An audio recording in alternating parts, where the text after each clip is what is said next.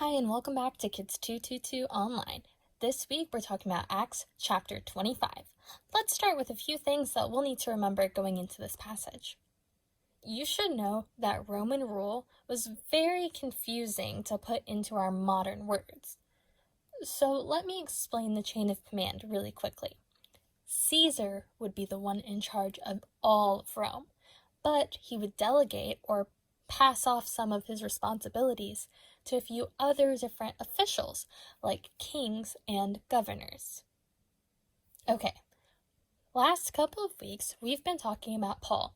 He was in jail in Jerusalem, and God told him that he would testify in Rome. Well, he was in jail. But then Paul was sent to a Roman governor in Caesarea to have his case heard. He was kept in jail in Caesarea for 2 years after having his case heard. Today's passage takes place after those 2 years, when the new governor, Festus, has arrived in Jerusalem. The Jewish leaders who did not like Paul used this chance to convince a new governor that Paul needed to be handed over to them. They were planning to kill Paul once he was sent to Jerusalem. Even though Governor Festus did not know of their plans, he decided he would rehear Paul's case himself in Caesarea. After spending 8 or 10 days with them, Festus went down to Caesarea. The next day, he convened the court and ordered that Paul be brought to him. When Paul came in, the Jews who had come down from Jerusalem stood around him. They brought many serious charges against him, but they could not prove them. Then Paul made his defense. I have done nothing wrong against the Jewish law, or against the temple, or against Caesar.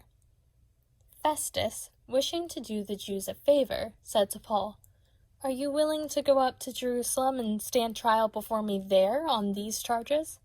Paul answered, I am now standing before Caesar's court, where I ought to be tried. I have not done any wrong to the Jews, as you yourself know very well. If, however, I am guilty of doing anything deserving death, I do not refuse to die. But if the charges brought against me by these Jews are not true, no one has the right to hand me over to them.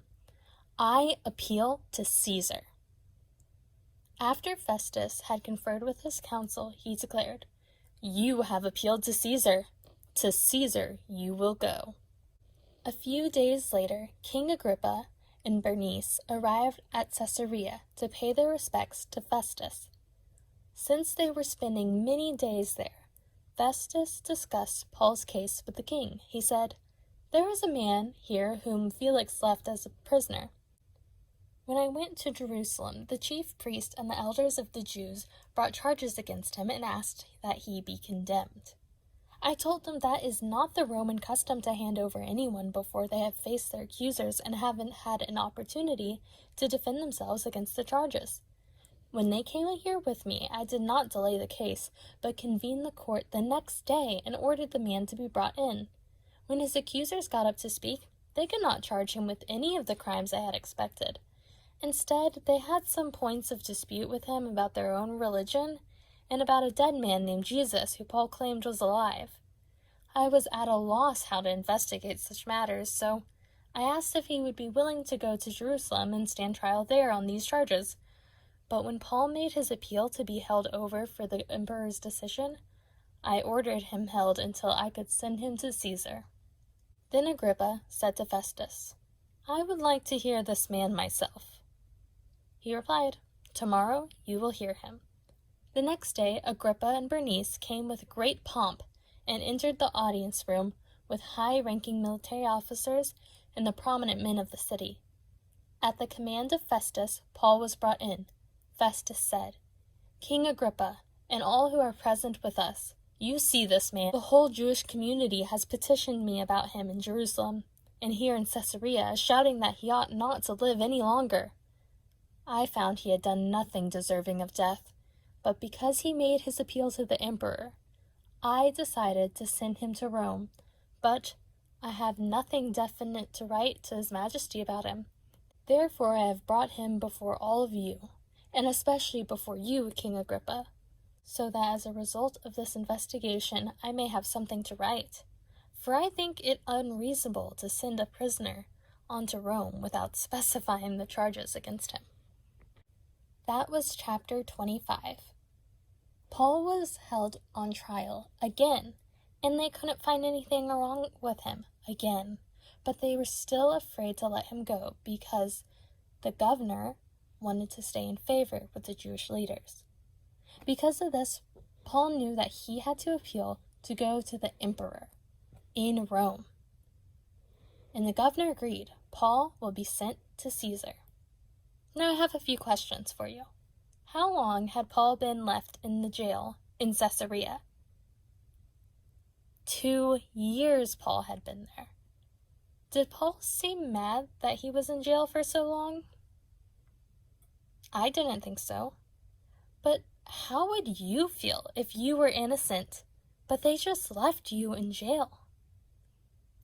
I don't think I'd be very happy about it.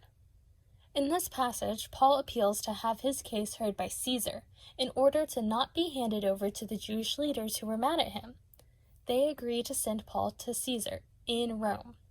Acts 23 says, "The following night the Lord stood near Paul and said, 'Take courage, as you have testified about me in Jerusalem, so you must also testify in Rome.'" That was in Acts chapter 23. Now we're in 25. And since then, Paul was in jail in Jerusalem, but then sent to jail in Caesarea. And now, in chapter 25, we learn that Paul will be sent to Rome, just as the Lord had said. Are there any difficult situations you feel trapped in, or any promises God has made to you? I assure you, God is working in your life. Thanks for joining us, and we'll see you next week with more Kids 222 Online.